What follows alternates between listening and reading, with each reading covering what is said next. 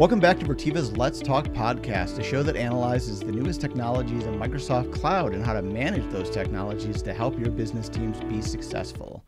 My name is Scott Ledwan. It's episode 15, and in this week's episode, we're once again joined by the ever-charismatic and knowledgeable Holly Peterson, and we're going to be talking to you about the new version of Microsoft Teams that came out in October. If it's worth you to upgrade to, what's kind of still waiting, and we're also going to jump into a number of different topics about, hey, what's going to actually happen to the classic version of Teams. We're going to talk about, is it really ready for prime time? And then we're going to start diving in on some of the stuff that we planned on talking about back in August and September. But we kind of got a little sidetracked with Ignite, and Holly had some stuff happen. We'll talk about that in a second. But we're also going to finally do our demos of Teams Avatar. We'll go through the creation process for those that want to make their own or haven't had a chance to make their own yet. We're going to talk a little bit about the applications of Teams Avatars and VR headsets. And we'll also have the opportunity to talk a little bit about Microsoft Mesh, which is going into general availability in January. And I actually had the opportunity to play with that at Ignite back in November. So let's kick things off. Holly, welcome back to the show. We've been planning this one for quite a while. We're still waiting on doing the Bing Chat Enterprise, and it's not even named that tool anymore. So I guess maybe the universe came together for us, and it was like, no, hold on. They're going to rename that product on November 15th. Don't do it yet. So that's going to be coming up next week or the week after. We're going to do two podcasts in December. But Holly, why don't you tell us where you've been? Lots of literal breaks in the action. Broke my ankle back in October, had to have surgery on it. Just been, thanking Microsoft every day for Teams meetings because I couldn't do my job without them. But on the mend, definitely on the mend, and excited to be here back. Talking with you safely seated in a chair. How was your Thanksgiving? Since we haven't really talked a whole lot over the past month and a half or so. We're really, really lucky. As some of people, customers, things know, I moved from Minnesota to California about a year ago, and we're really, really lucky that we have so many great neighbors and friends now here in California. So we had our first Friendsgiving, where we stayed here in California and had an awesome Thanksgiving with the parents of my daughter's school friend, and it was awesome. It was 70 degrees. I haven't had to navigate the world on a broken or repaired, factory refurbished ankle yet in the snow and ice. So it was really, really easy, and I had a great time. How about yourself?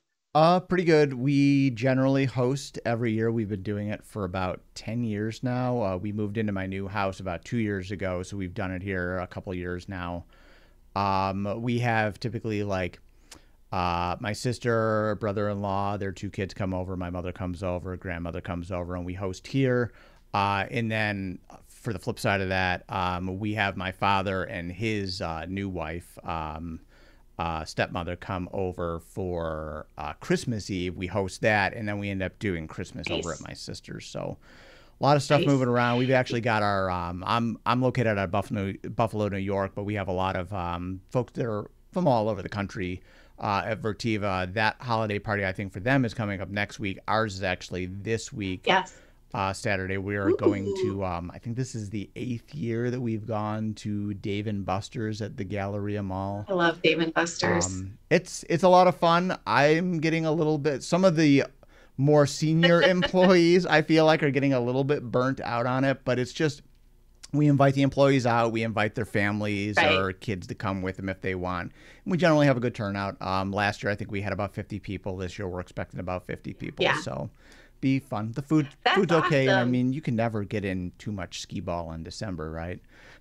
Yeah, right? Like it's all about the tickets. Yep. It's all about the tickets on your card. My wife and Um, I, but we actually every year we take our token cards and we fill them up with the tickets, and then we don't need anything, so we typically hand it to just like a random kid there, and that's like, that's oh, so Merry nice. Christmas, and they can That's so go nice. get a bigger toy because Yeah. you're either getting a whoopee cushion for 2,500 tickets or you're getting like an Xbox for like 300,000 tickets or something like that, and like you're just saving those up year over year over year until you can finally get the big prize, right?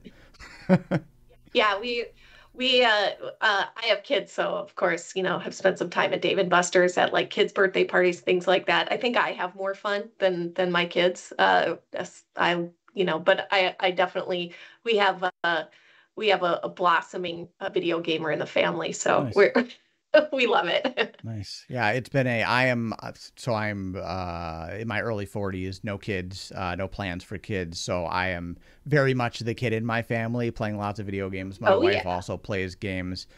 This has been a fantastic year for video games, and I am very Oh scared yes. of what is coming next year because I don't think that there's really a whole lot on the calendar next year. Aside from there should be a new Nintendo in the holiday season next year. So New Nintendo, and there's the new Grand Theft Auto trailer just yes, it just dropped, and dropped. I everyone don't know if expect anyone that's it can be a little controversial of a game. I don't think my kids are going to be playing that game, but that's kind of a I don't know. I'm about the same age as you. It's one of those coming, we're playing a lot in kind of it's crazy because there college, hasn't early been a new 20s. Grand Theft Auto, and I think in like 11 years because they just kept Yeah. re-releasing the old one on the new Yep. consoles and doing tech upgrades on it. Yep. But I'm excited to play it, but it's not coming out until 2025. I think a lot of people Yep. assumed that it was coming out next year, but yeah, there's another year to Yeah. wait. So Yeah, we don't do a ton of those. We're big Nintendo family. And I would say we do a ton of Pikmin, yep. Splatoon, stuff like that. And so we're always we're big puzzle gamers. I don't know if that makes sense, but we love a puzzle game around here. My wife is more into the puzzle games than I think I am. I just finished up the new Zelda that came out earlier this year over Oh, Thanksgiving break. That was excellent. fun. I am hoping for because I put it on my Amazon wish list that someone buys me that new Mario game because I Oh really wanna yes, sit down with yes. that. Um, Yeah, well, you'll have to come and do a California version of this podcast at some point and come out. I don't know if you've been to the Mario Brothers World I have not. in Universal Studios. That's on my wish list this year. I would like to go there. Nice. Yeah, I'd like to get out there at some point too. I think that I heard that they were putting one down in like the Orlando area as well, like at that Mhm. Universal. And I happen to go down to that. So I go to Disney like every few years with the wife. We're actually going in February. So I don't think it'll be open at that point. This is probably going to be our last Disney trip for a while because we've gone, I think this will be like our third or our fourth trip in like 6 years down there. So we're kind of Disney. Do We're the Disneyed California out. one, Scott. We're Disneyed You out. got to come to Like California once. we're the millennial couple that all the news sites talk about that says that oh all these millennials with no kids are ruining Disney for the rest of us. Like I just have a good time. Like pre-pandemic Disney was a blast. I hadn't been there in 10, 15, 20 years. And Yeah, like everywhere you reach there's just food or something to do. We last time we were there awesome. last year in October is this still kind of the pandemic stuff was like in play and like not everything was Yep. open and social distancing was in place, which is fine. I understand that there's a need for that, but it didn't Right. feel the same. But from what I've been hearing, is it's kind of falling back into where it was. Very excited to ride the Tron roller coaster. I will let you know how it is. Yes. Well, I'm gonna say, doors open. If you need the California and Universal Studios trip ever, it's of course I'm biased now, but Yep. it's fun to be at the OG, and we got really go on and on about Disney, but I just recently sent my husband to the Trader Sam's at Disney because I wanted the new holiday. rum barrel mug. So he dutifully went there so that I could have that. Nice.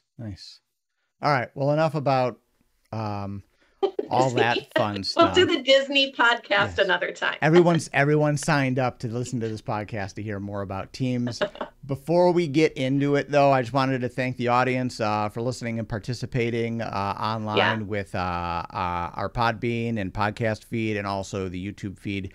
The most recent episode that we put up for Ignite, the one that I recorded on my potato camera and microphone on my laptop from my hotel room, is actually our most listened to podcast ever. Awesome. Which it edged out the one that you and I had done on Microsoft Loop back in September, which was also very popular, especially on YouTube, because we had done more demo content on it. So really appreciate everyone tuning in. We've been seeing our listen numbers, view counts, and subscriber counts go up. And as a reminder, if you want to hear more of this great content, we're planning again on doing another podcast next week. And then as we kind of come into the Microsoft lull of announcements, as we hit like the beginning of Q1 before Q2 in spring, is we'll probably be doing some more kind of like real take, hot take type of podcasts to kind of talk about like our feelings on Teams Premium and all the different flavors of Copilot and the pricing on that and what's next for AI. We've been, before we hit record on this podcast today, we were talking for about 40 minutes on all the different stuff that's been going on and catching up. And I mean, one of the things that we talked about is Google just announced the new engine that's running under Bard now, which is their ChatGPT competitor. And some of just the wild hallucinations that are happening in the first couple of days. So I think it'll be an interesting kind of like, almost kind of like a live case study on like, hey, what happens when you feed Microsoft Copilot something versus Bard something? How is it different? How would that affect customers, your enterprise, and kind of position it in such a way that, you know, it helps you make the right choice for your business, whether you're a large one or a smaller one, which, as we all know, and we'll talk about probably in January, is you got to be a fairly large company to get Copilot right now. I mean, like Scott said, we were talking about it, and I think we all have some very interesting takes on the availability, the pricing, things like that, and you know, how widely it's going to be used compared to kind of the entry level point in Bing Chat or Copilot Chat. So super excited to talk about that. Yep. All right, so let's switch demo screens here, and I'll kind of pull up my browser window for some of the stuff that we're going to talk about here. So I think that to lead with, we're going to talk about the new Microsoft Teams today. I've got the adoption page pulled up, and we're going to talk about what makes it special and why Microsoft is encouraging you to upgrade to it. But I think probably the most important thing to say off the top of it is you're going to have to upgrade at some point, because Microsoft has put an end of life on the classic version of Teams, which ironically, I am actually using to record this because it is not full feature parity with the classic the new version of Teams is not feature parity with the classic version of Teams, which one of those pieces of parity is NDI support, which is how we push our Teams stream into the video feed for the podcast. So so the adoption page here, really, I'll just kind of scroll through it. It gives you, and it's adoption.microsoft.com/NUUS if you're in the US, and then new-Microsoft Teams. I'll put a link in the show notes to it. Really kind of talks about general availability, the new features that are available in there, helping you switch through the adoption page. It'll give you links for user help and training on it. One of the interesting versions is if you're still using the classic version of Teams, up in that top left corner, you'll kind of see this slider bar to get the new Teams. What's interesting is when it was in preview is you had the ability to click that same button in the same location to go back to the old version of Teams. And that button doesn't exist in that same spot in the new version of Teams anymore. So they are actively trying to dissuade people from actually going back. If you do want to go back, you still can, as long as you still have the older version of Teams. You have to click the ... next to your portrait and then Yep. find that slider and knock it back. So you still Right. can get back Right. if you want to jump back and forth. Um, Feature parity is another item. They launched Teams back, the new version of Teams back in March 2023. And I think we've talked about it on the show Right. before, is that it was not ready to go by any means when they launched it in March. I think I started using it Right. in May or June, and it was still not there. And I think that for 95% of organizations today, you'll be more than okay with switching over. And we'll talk about, as an IT Absolutely. Yeah. administrator, how you do switch over. Um, Yeah, it's been really interesting. One thing I will say, and this is just kind of a shout out to in general, how awareness has improved, I think, with changes that Microsoft is making. I uh, the progression has been Microsoft like scaring people, mhm. like surprising people with changes. I really, really appreciate how they're letting people dip their toes in, letting it be a progression versus just kind of like surprise, it's gone. Yeah. So it's been good. I'm actually fully using the new teams now as a trainer, as an adoption coach. I'm always wanting to be there for a few months before the rest of the customers have to be. And I know that coming up, it is there isn't going to be an option for the classic teams. We're all going to be using Yep. the new teams is just going to be teams. And I had, I don't think you saw, Holly, but I had splashed up an image of the new version of Outlook. And we were talking about this before we started Yes. recording, is that Microsoft kind of put the new version of Outlook out there, and they gave you the ability to flip it on. Yes. At the beginning, it wasn't always as easy to flip it off. And when you flipped it off, you were presented, and I think you're actually still presented with a feedback survey of why you're turning it off. But like Oh when yeah. they launched this new Outlook, and if you went to a customer, we were working with someone, and a customer tried it, is everybody really did not care for it. I'm not going to say Yep. hated it. Hated is a strong word, but it's the Yeah. web version of Outlook, and they're trying to push it Right. into a desktop container, and it's Yeah. just it was missing a lot of features. And part of the new Teams piece Right. as well is they've been doing AMAs on the new Teams. They were doing AMAs on the new Outlook, and Yep. it wasn't there yet. And like especially even like the October AMA that I attended for the new version of Teams, is like there was like 1,300 comments when I last looked at it or Right. something like that, and like the majority of them were, where's this feature, where's this feature, or hey, I'm not happy about this, like why Right. are you changing this? And I mean, the big reason why Microsoft is changing it, um and we'll pull up kind of like their infographic on it, is they say it's 2 times faster and it uses 50% less Yeah. resources and less Yeah. memory consumption. It's easier to use. It's not that much different than the current version of Teams. Yeah. The biggest thing that was new to it, I feel like, and this didn't even launch with it originally, is that there was, when you went to the channel view, is they changed the way that Right. posts happen. So typically today you click in the bottom left corner of Teams and you say start a Right. new post.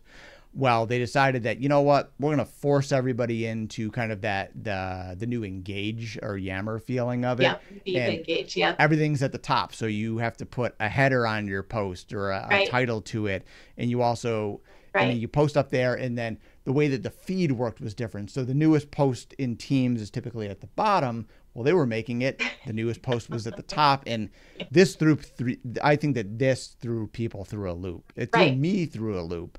And right before the new Well, Teams launched, they didn't revert the change. They just made it an option to opt into it, yeah. and they didn't force you to opt into it. Yeah, I think you're right.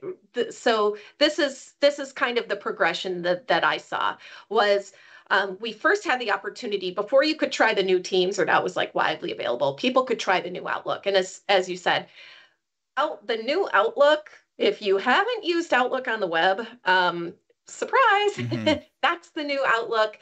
So it's good in some ways that your F3 users, your E3, E5 users are going to have the same Outlook experience. So we're working to build parity between all these various versions of Outlook that are out there. Yep. I as an adoption specialist makes me extremely happy because it doesn't put people in this like have and have not situation. It just is, we're all using the same Outlook. Some people are using the browser, you're using it installed on your Yep. computer. A Mac user is probably going to have that feature parity. So it's a good thing, but I know the installed version of Outlook, the desktop version and the web version were not equal. Mm-hmm. So when I tried the new Outlook, it was like, whoa, this is really different. And I as an adoption specialist, recognize this is just the web Outlook. It's like an iframe app. Yep. And that's kind of what the Teams model is. But I knew the second people started using the new, the web-based calendar invite, the attachment dialogue, all that, they were going to be flipping that switch off. Yep. Yeah. And I get it. I think we've talked about it a little bit in the past too. It's the same reason why they're making a new version of Teams, the same reason they're making a new version of Outlook is they don't want to keep developing 3 different, 4 different, 5 different platforms for this stuff. Yeah. They want to be containerized on that, what is the Edge View 2 engine that powers it. So that you build a plugin for one thing and it works in the web version and it works in the containerized version. Across the board. Right. And I think licensing, have and have not, that's been a big topic that I've talked about with a lot of customers. And that feeling of you're not, if you're a web-based user versus that desktop user, you're not going to have all of this difference in functionality. But I think the new Teams, when that button showed up and was available readily for people to try or not try, a lot of people had a bad taste in their mouth over trying the new Outlook. Yep. And they're very afraid to try the new Teams. And this, I think, as you mentioned, this is not the same version of revolutionary change. Yep. This is performance improvements, I think, first and foremost. I would say, based on my interpretation of the change that is out there, it's related to performance. You've probably heard from customers, I know I've heard from customers, that Teams is a heavy app. It's a heavy lift for Windows, use a lot of processing power, use a lot of active memory.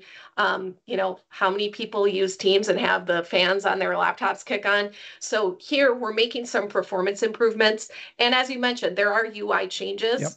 Yep. If you're an organization that is not fully adopted and using a team or teams inside of Teams, you might not have as much change, learning curve, or it might not be that steep. But there are some UI changes just in the basic UI that is just enough for people to, maybe lose their way a little bit. So kind of first and foremost, the first one is, I know, we can kind of run the gamut. But even just the help and training content has moved from the lower left up to the 3 dots, more options menu. Yep. But there's I would say, compared to the new Outlook, and trust me, I don't want to be a new Outlook basher because I've been using those same, all those tools, all of the above. I like web Outlook. Yep. I think it's good. I use the new version of Outlook every day now. It was a pain when it came out, but it's gotten better. Yep. Get why it's scary. Compared to that, the new Teams is really, it doesn't even come close to the amount of change that people are going to experience. I think the reason that Microsoft has kind of shortened that cliff of saying like, get ready because we're going to kind of put this on you, is that it really isn't that drastic. So I don't want people to be out there going, I've got to go into my tenant, I've got to turn this off, I've got to stop this from happening. It's safe to go in the water. Yep. Yeah. And I would advise too that, and I think that for most folks, and I'll pull up kind of the enabling. For most folks, if you go into your settings to kind of prepare for the change, you probably by default allowed people to opt into the new version of Teams. I think that Microsoft's goal was to just let people opt into it if they were wanted. So you had to specifically go out of your way to stop people from turning it on. And again, they have the ability still to go back to the old version. It's installed in the app data on the machine under the user's local profile. So it's not like they're ripping the rug out from under you right away. Like some people thought was going to happen with Outlook. And just touching on Outlook too, like there's a whole roadmap for that. I sat through a webinar on it. Is don't expect the current version of Outlook to go away probably for at least another 1.5 to 2 years. They're going to continue to allow that to exist. I would say though, and this isn't official, this is just me spitballing in my head, that once they feel like they get the new version of Outlook to a good spot, I bet you the old version of Outlook will probably stop getting as many feature updates, and they will start to tune it down. Which, I mean, you could kind of say they the only same have thing so with many Teams, people but to do the care and feeding. Yeah, Teams is a much shorter window, and they may still extend it out. But to be completely honest, like talking about from a speed perspective, they say it's 2 times faster and uses 50% less resources. I've been playing with both, and I've actually done my own independent testing. I think that they're making those numbers look a little bit more favorable than they actually are. Now, if you would have asked me 2-3 years ago, that version of Teams, the Teams 1.0 client that was notoriously slow and had memory consumption problems, like compare that version to the new version, yes, then I would say 50% faster, 2 times, 3 times faster. I think it also depends too on the hardware you're running it on. So I have a few different machines. The machine that I run off, that I'm running off of right now, has 16 cores on it and 16 gigabytes or 32 gigabytes of RAM. So I'm not going to run into any problems on this machine running most things. But if you're using a kind of not necessarily 3-year-old Dell, 3-year-old Dell i3, or like some sort of Celeron, or maybe you're even using a Chromebook for some reason, yes, it probably struggles more on that. I mean, I can remember 5-6 years ago talking with people that worked on my desktop support team and them telling me that they actually uninstalled Teams for their computer and only used the web version because it was faster. But then they would show me their task manager, and it would just be still eating resources in the web only version because of how much it was working with talking back and forth through different web sockets, how much it was. I mean, if you were using Google Chrome, and everything is a Chromium browser, I feel like at this point, but Chrome was also notorious for high RAM consumption. Still, I mean, I think it still is, but there's just a point where Microsoft is going to give you a lot of those facets as an administrator. Hey, if you still have older machines and you're not going to do refreshes for a while, I would say get ready for the new Teams. Maybe it's not going to it's not going to make that 3-year-old Dell a brand new computer, but it's going to give it just a little bit more juice to work with. So those are the types of things that I would say is, the big message is this isn't like the new Outlook. This is safe. There are some UI changes you're going to want to prepare your end users for, especially if you are using that new channel, the new channel experience, which we can talk about. But that is the kind of the big thing is this. Honestly, some of your end users, if you turned on the new Teams, they might not 100% notice that much difference unless they're maybe a little bit more educated user. Not to say that you shouldn't prepare your users for change with some sort of communication that, you hey, we're moving everyone to the new version of Teams, or we already gave you the option to do it, but we're giving you the heads up that, hey, the classic version of Teams is actually going to go away and it's not going to be supported anymore. I don't think Microsoft has made kind of a straight up hey, what's actually going to happen to it? Like if you open the app on April 1st, is it April Fool's? It's the new Teams, or is it just is it going to remove itself from app data at some point during a Windows update? They haven't come out and said what their plan of action for, or at least I haven't seen that yet. But again, I think that under most general use cases, you're not really going to see a big difference. So I think that just making sure that your end users know that there's a new version of Teams, XYZ, these are the new features that come with it, especially if you're an organization that's going to be using Copilot at any point in the near future. That's another big bonus, as well as some of the Teams Premium stuff that's coming to it. Holly and I were actually talking about pre-show about how excited I am about some of the new features that are coming to Teams Premium next year for Yep. if you grew up in the 90s, early 2000s, and the big thing was you could launch these executables on your desktop to put like Christmas lights around the border of your window. Yeah. And Yep. like some of that stuff is coming to Teams next year under the Teams premium license, is just Yep. extra enhancements. Um, these are probably, again, reasons why they're pushing you to the new version of Teams is because Yep. those features either don't run well or they don't want to develop them for two different kind of back engines Right. on it. So again, just I would agree. prepare your users. Teams Premium, especially now with the Right. announcement of Copilot that uh, Intelligent Recap is actually moving over to Copilot. It's going to be in both options. So Yeah. if you have the Teams Premium SKU for one user, or you have Copilot for 300 users in your Yep. organization or more, all of them will be able to take advantage of Teams Intelligent Recap. And I would expect that that feature will also get better um, as time goes on, especially in a new Teams, a lighter weight Teams. Yeah, I mean that's kind of I think, thinking of it as a, how big of a slice of the pie do some of these new features use? They had to make Teams a little bit more lightweight. They had to make it more efficient Yep. to be able to support some of these next generation features, especially for the premium SKU. Um, the one thing I would say, for anyone who's still on the fence or is thinking, okay, I'm prepared, I'm ready for this. If I could give my advice to you is don't wait for Microsoft to force that change, because like Scott said, we don't know. Is it just going to be, April 1st, they try to launch Teams to go to their 8 a.m. meeting and it's going to force you to update? Um, we're big at looking out for your help desk. We don't want you to flatten your support system Mm-hmm. based on Microsoft's sort of end of life of something. So my best word of advice would be, get ready to get moved in January or February.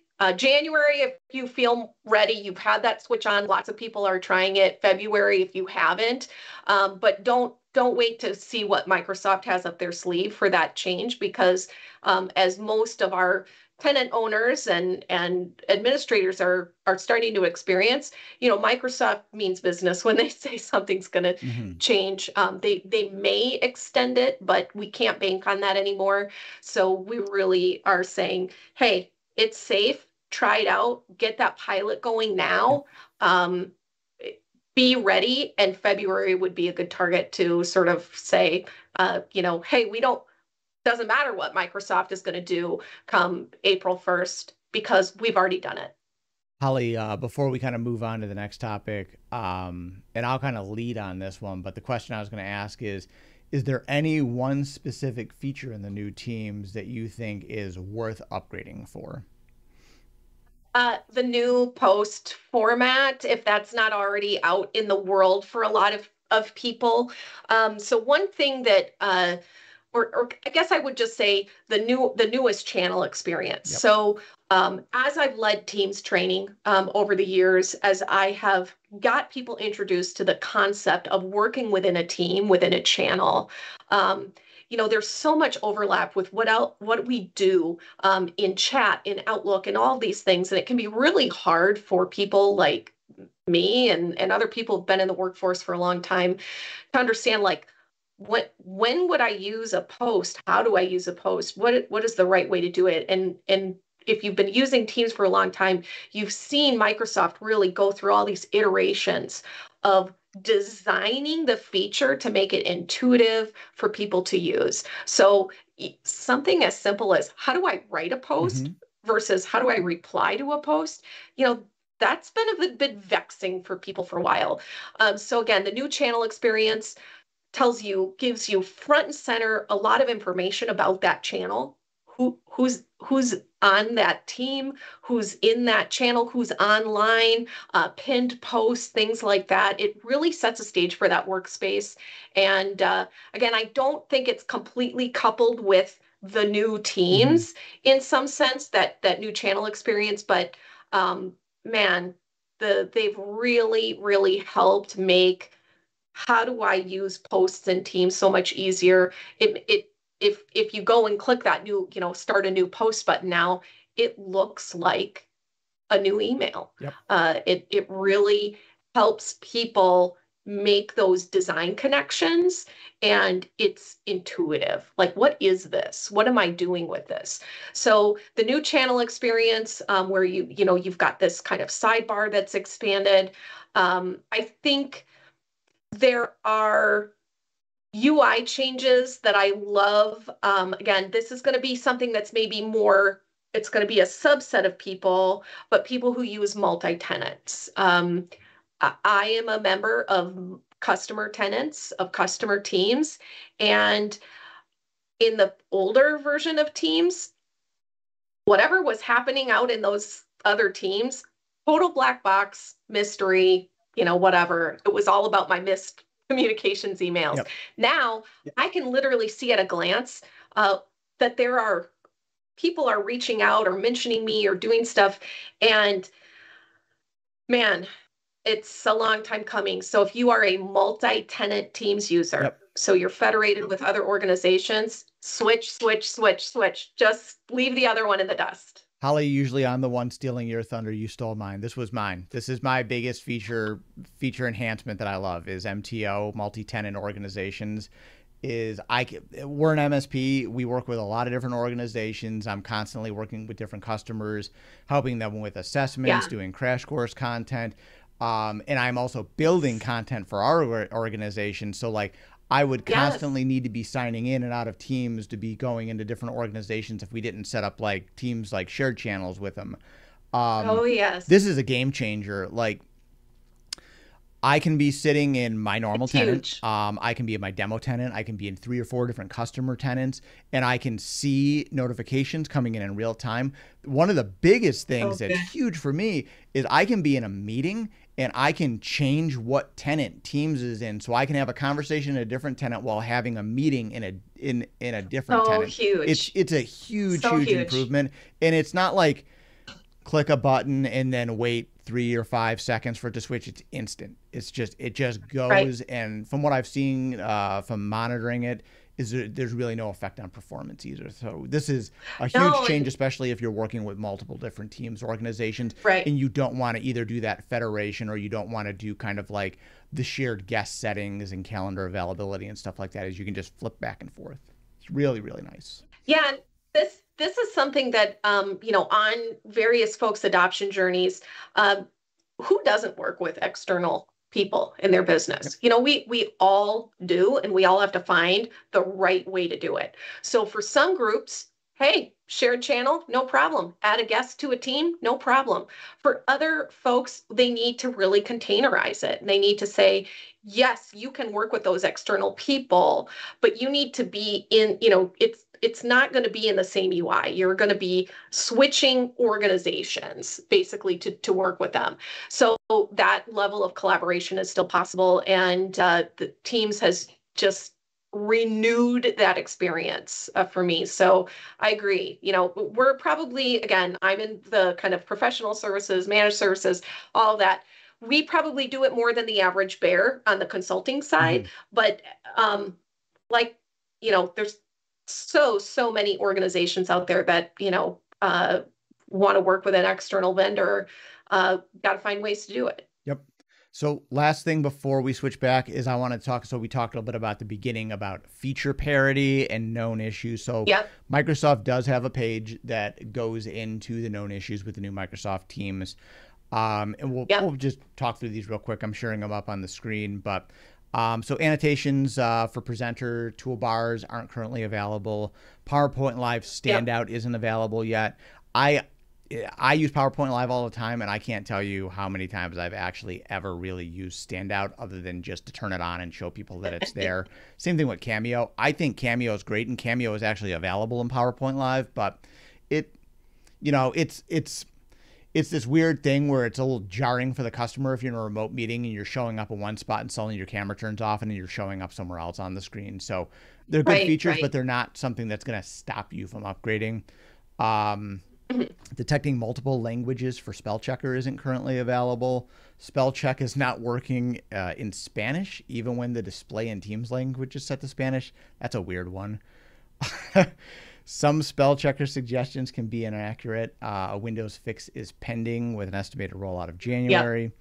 Scheduling a Teams live event, which, FYI, they're not called live events anymore. They're called Teams Town Town Halls. So I'm hall. very surprised that Microsoft doesn't have that correct in their own documentation. But scheduling town halls will redirect to the classic Teams web experience.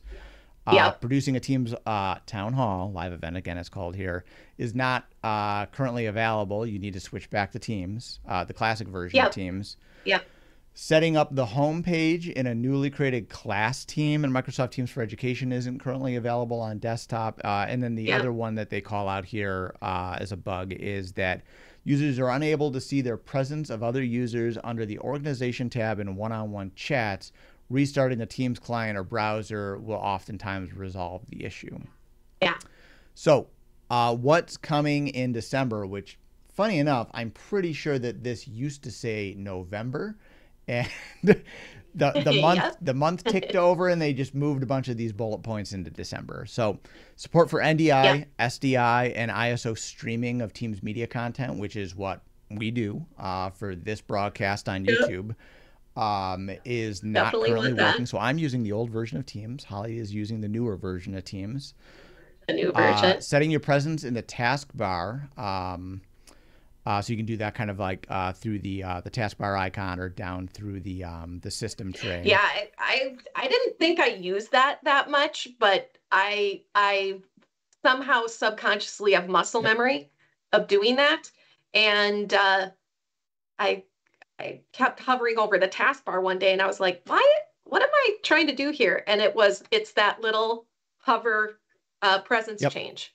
I miss Yeah. it. I'm one of I those miss people, it. and I don't know if this is just because I'm older. I always take certain icons and pull them out of kind of like the hidden notifications in the notification tree. Yeah. And I move them onto the taskbar. And this was one of the things that, of course, you couldn't do with the Windows 11 out of the box right away either. They moved that in Yep. later. Yep. I like to keep certain things down there. Like the new email icon, I feel like 10, 15 years ago, oh, yeah, I need to know if an email came in. Or, now that we all use 2, 3, 4 monitors, is you just keep it open somewhere. For Teams, though, a Yeah. lot of times, because I use I'll use a personal machine oftentimes with Teams open on it, and then I'll remote into different things that we need to do for work. Is I like to keep Yeah. Teams down there to make sure that I remember to log out, not that someone sees me logged on at like 10 o'clock at night and I'm in the middle of like watching Right. YouTube videos. They're like, hey, can you check on this for me? I'm like, no, it's 10 o'clock at night. No. Like this can wait till Monday. If Right. it's a Right. Friday at least. um, Well, I think the whole thing is, yeah, the uh, I mean, you just touch on something that I think is going to be a big deal as we get into the new year, as more and more people start using Windows yep. 11 and they start using these new applications. Is the paradigms built upon uh, Windows 7 into Windows 10. Microsoft is breaking down a lot of that Mm-hmm. scaffolding. I think we are seeing more and more where I spend so much of my day just in Teams that I kind of like don't always really care what's going on in Windows. I spend a lot of time just my sort of mission control is, like you said, it's happening on multiple monitors. That taskbar, kind of what's happening there, it doesn't really matter half the Mm-hmm. time. It doesn't matter unless you want it to matter, right? So, and that's why they give you that Right, nice unless you're option trying to to make pull it out. like Windows 10. Yep. Um, Last note here, and so there's things on here that are actually missing that I'm going to call out. So they say support for external Okay, shared yeah. channels when using Grid View in Microsoft Teams for Education. Um, they say that that's coming in December, and then the thing that's coming in January is custom backgrounds for announcement posts in channels. This is being delayed in Teams for Education. This is actually so the custom backgrounds for announcement posts, I believe, is actually a Teams Premium feature. Um, and I don't think that is actually even available yet because I haven't been able to do it. So we talked about on a couple of minutes ago, and I was showing it on the Yep. screen as like the new post button. So when you make a Yep. post, you're supposed to, right now you can add like a background color to it, but you're Yep. supposed to be able to start adding actual images to it, kind of like you can Yes. do in like Yep. Engage. So Yep. that feature is not ready for education. I don't think it's actually quite ready even right now. We'll have to look at the roadmap and figure out when that's coming. Two other things that weren't mentioned in the known issues that I've run across is, so if you're using Windows 11 and you scroll over Microsoft Apps for Enterprise window like Word or Excel, you'll Yep. hover over it and you'll get the ability to share it directly to Teams, which is great. I have Yep. noticed in the new version of Teams that does not actually work, and I'm not sure if that is a new Teams issue or that is a Windows 11 issue. Oh, I'm gonna Um, have to look into that. and one other issue that I've run into, and I'm not sure, I think that this is an issue in the classic version of Teams right now, is if I'm sharing content, and this happens to me every now and someone tells me, oh, I can't, the content's not moving or it's frozen, and I go to unshare, is I can't talk. No one can see me moving anymore in the meeting, and the only way to correct it is I have to leave the meeting, close Teams, and reopen Teams. That Yeah. I wonder if that's just an issue in the classic version of Teams, and that's why it's not on this list. Yeah. I haven't run into it in the new version, but again, I don't run the new version of Teams very often yet, Right. just due to the fact that it's missing some of the features that I need day to day. But hopefully, as we get to the end of December, that'll be fixed, and I will be, daily driving the new version of Teams finally. Yeah, I kind of have I'm always looking out for not only if it's new version bugginess, but and I don't want to hang out anyone out to dry here, but sometimes there are legitimate service issues that it doesn't matter the version that you're using. You may hit a bad day on the team service, a bad hour, and it that but it can be really challenging when you're using the new version. If you have a bad service day, you might interpret that as like the new Teams is being terrible. But we always have to remember that the back end of this service is Microsoft running it. Yep. So we kind of have to.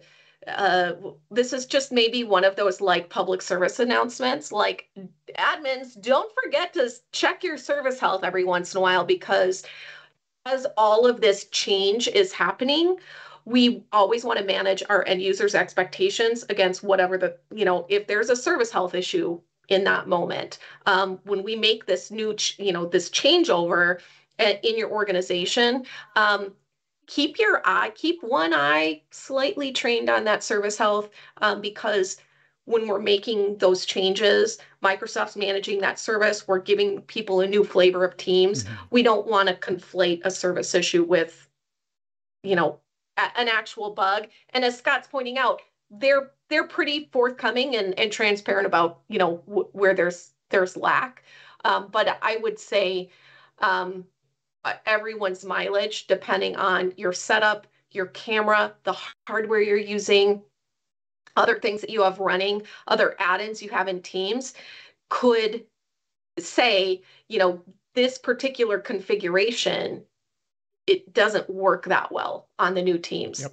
And I think the streaming piece that we're talking about, kind of like specifically doing some content like this, where the new Teams doesn't handle it. And there's a number of other features that are going to be changing from classic Teams to new Teams. And as you were kind of talking about that, I was actually scrolling through that on the screen for the folks watching the YouTube version. But I'm going to put a link in this to the show notes. But it's going to be important to note that there are going to be certain things like the activity button is going to start moving into different areas. And there's a number. So the activity tab in chat's no longer going to be available.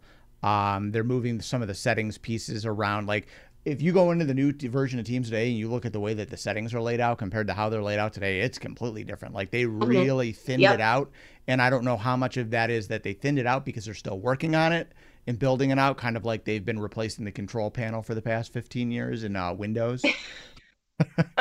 But there is quite a few different changes out there that may catch you off guard. So especially as an IT admin, as you're preparing for change on this, again, I'll put the link in the show notes. Take a look at some of that stuff because those are important things that your help Yeah, desk may get calls on when users switch over to new teams and be like, hey, I used to be able to do this. Why can't I do this anymore? And you're going to want to have some exactly. answers for that stuff. Yeah, and I can't, I would say both Scott and I can't undersell the importance of making sure that your support team is aware. Yep. They should be the first to know, not last to know. And if you want to continue to do those folks a solid, make sure that they get access to that update a little bit ahead of time. If you're going to be making changes in your kind of production end user environment, um, let them kick the tires first. And there's ways to do that. So we're big proponents of that, but certainly um, something as little as, hey, I want to make a new team, and that button feels like it went away. Mm-hmm. An end user, when they're not looking in the right place, that loss of that big button to a little tiny plus sign up in your Teams browser can feel interpretive as I'm not allowed to make Teams anymore, or something bigger. So make sure that even the smallest UI change can cause that support spike. Make sure your support team is ready, and make sure that everyone gets some good communications on these changes. Yep, for sure. Um, so I think we're going to take a quick break. We're going to come back and we're going to continue the conversation on the new Teams by talking about a feature that's available in the current version of Teams today, which is Teams avatars. We're going to talk about how to create them, how to use them. We're actually going to turn our own avatars on and interact a little bit. Yep. We'll talk about my experience with the VR version of Teams using the MetaQuest 3 headset, which was actually just released like a month before I went to Ignite, which was super cool for Very me to have excited the to hear about opportunity to that. play with that. So we're going to take a quick break and then we will be right back. All right, and we're back. So if you've noticed that we look a little bit different, there's a good reason for that. We turned on our Teams avatars here. You just see Holly kind of moving her hands around and waving. I'm waving as well. A little bit of a delay. So the most common question we get on Teams avatars is, oh, so when you're talking and you're moving around in your chair, are they moving around and doing all this stuff at the exact same time that you are? And the answer is no, they're not. So we spent some time talking about this on a previous show. I think all the way back in June, maybe even July, is that Microsoft, when metaverse was the big word in 2021, 2022, started investing tons and tons of time developing all these different custom emotes and stuff for the metaverse and Yeah. VR. And I think that the original thought behind a lot of this stuff was that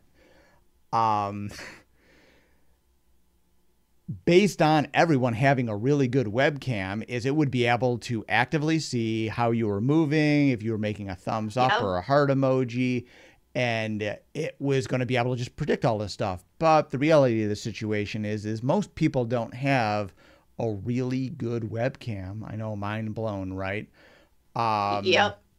So rather than them just tossing out all the work that they did, making these 50 or 60 different emotes that they had, is what they did was they decided to build them into the avatar function for people that didn't have a VR headset, and make them widely available for people to use, even if they weren't going to use the metaverse version of it. And you can kind of click those, you can bind them to the normal kind of reactions in Teams, like the thumbs up or the heart emoji, all the different kind of things that are out there, and they would just naturally kind of work, and you can pin them and you can use them how you want. Now what we're seeing is, with Teams Mesh coming out, is that stuff's going to be kind of similar. Like you do, so I used it at Ignite back in November, and you do still actually have to click a button to make those things react. I think Microsoft is kind of about faced a little bit on it, where it's less about like, oh, your avatar is who you are, and it's more about, well, maybe you don't want to turn a camera on for a meeting, but you want to still feel like you're actively participating. when everyone's Right. talking about football or baseball and you want to do the wave. Yes. So they built this stuff out. It's still available. I The other question that we get is, who is this for? And I think that the answer is it can be for anyone, but I think that the reality of the situation is, while they're fun, um, they can get a little out of hand. So the perfect example Yeah. Yeah. is when these first came out is me, being the immature man child that I am, thought it was just fun to go into a meeting and just dab nonstop for 5 minutes just to get reactions. And I'm probably not the only person that had that idea. I think I've encouraged Chris Strong to do that in meetings now, because whenever I Yeah. see him turn it It's on with his cowboy hat and his big mustache, is yep. like, I think that these are more for fun, and just, it's a good thing to turn on for a Friday, or if your company, like, there's a lot of companies that we work with, it's just they're Right. no camera meetings. People don't turn their cameras on, but like, if you Oh want to yeah. stand out a little bit more, these can be a fun thing to play with. Holly, I think that we Right. were going to demo. So, Holly, why don't you give kind of your quick take on it? I think that we'll probably share a lot of the same thoughts, and then we can kind of do a Yeah. quick demo on how you set one of these up. Yeah, it's definitely been one of those things where our avatars a critical function. Probably not for some people. However, as someone who I'm a trainer. I go into classrooms all the time. I'm leading classes. I've got to have my camera on. I've got to be camera ready. All that stuff. It can be definitely exhausting, and you want to have a presence in that meeting that's maybe not uh, your actual self, because it like I said, that sort of camera fatigue is real, having to make long eye contacts with people. So avatars are really here. I think that there's a couple of tenets here. One is accessibility. Not everyone is going to have the ability to be on camera all the time. I can tell you right now, when I first broke my ankle and after I had surgery, I was not just working from home, I was working from bed. And there was just no way I was going to turn my camera on and like show everyone my like double chin while I was like laying in bed. So an avatar is a good answer for that. So I think there's an accessibility portion to it. There's also a sense of be I'm sure we've all experienced it. You go into a Teams meeting, we all have cameras, we all have microphones, yet we're all just these little dots with initials. And um, it's easier. It's maybe not, again, we're going to be on this realm of like they're fun, they're not as professional, things like that, but it's a focal point. And I think a meeting, I would argue, will be more effective with a focal point than just staring at, a bunch of dots with people's initials on them, Yep. or your badge photo.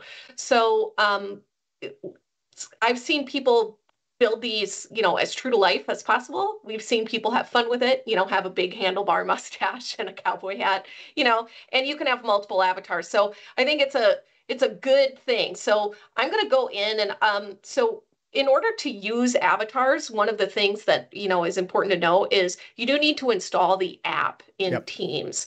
This doesn't cost any extra money. Feature is ready to use, but you have to install the avatars app in Teams, and then you can go in and build your first avatar.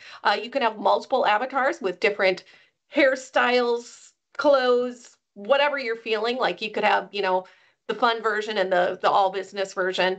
But I'm just going to go in and customize my um, avatar here. And when I do that, it really, I'm super excited about this because from an accessibility standpoint and just everything, you really can choose, you know, any body shape. They have prosthetics. They are going to let you do skin tone. You can get into changing your face shape, really fine tuning all of this, all the way to your wardrobe. And what's funny is if you know me, you know that I wear like a striped shirt just about every day. I'm wearing one today. I love my striped shirts. So I was excited to see that there are some striped shirts here. They don't have the classic, like, uh, French navy, striped shirt, but I can certainly put on a striped shirt. I can change the colors of that striped shirt so I could make it a nice, white striped shirt with, you know, blue stripes, all that Yep. stuff. So you can go in and you can change this. So you really can customize this. And I think that this is something that I absolutely um, I've been thankful for, just to have focal points in meetings. But I think, Scott, you kind of nailed it. Is this something like how does this fit into the big picture? Is it a need to have? Is it a nice to have? Is it a fun to have? And I think it could be all of those things for people. I think you sort of mentioned the fact that it doesn't um, track movements, so you Correct. do have to use those movements. And I'll actually show the panel itself of once you build your avatar. I'm going to share my meeting window here. Once you build it, it then wants you to here, I'm going to find my meeting window. You then need to specifically tell teams that you want to use your avatar. So here, when you go into a Teams meeting, when you're avatar, it's going to be one of the options that you have. So just the same way that you could turn your camera on, you could have your, oh, I moved my panel.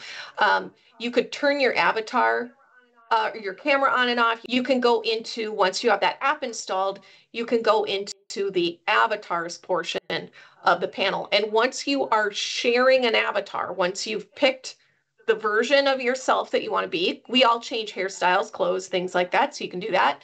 You can then go in and look at all of your different reactions. You can give your avatar a video background just the same way that you have for when you're using your real camera.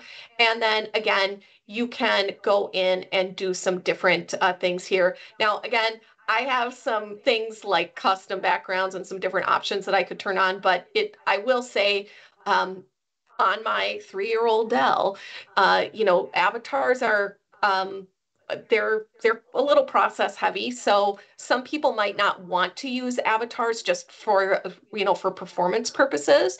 But I would say this isn't really one of those things that, is I don't think it's super controversial. I think Hmm. it's a great way to let people kind of express themselves, be themselves in a Teams meeting when they don't really want to have their camera on. And like I said, I lived it. I lived not wanting to turn my camera on, even as someone who doesn't really mind most of the time. So I've been thankful for this feature.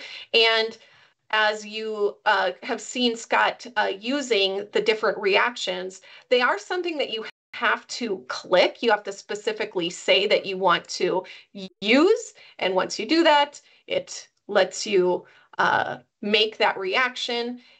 It's just a lot of fun. Yep. The one thing though is, yeah, it's like a lot of things, you have to let people kind of get it out of their system, like do all the dabbing, do all the reactions. And then the more you use them in your meetings, the easier it becomes. But I will say I was disappointed that it doesn't track your movements because, as you've all seen if you're watching the video, I talk with my hands, I move my body. So it is a little weird to watch Yeah, this it little kind of gives you a little bit cartoon of version of like a myself that just natural, stands still. it kind of gives you a little bit of a natural sway back and forth, but that's it. And I think that Yep. sway is almost programmed. We were doing some testing in a meeting probably about a month ago where we were trying to change the inflection of our voice to see if the avatar reacted differently, and it doesn't. So those might be things that come down the line, though.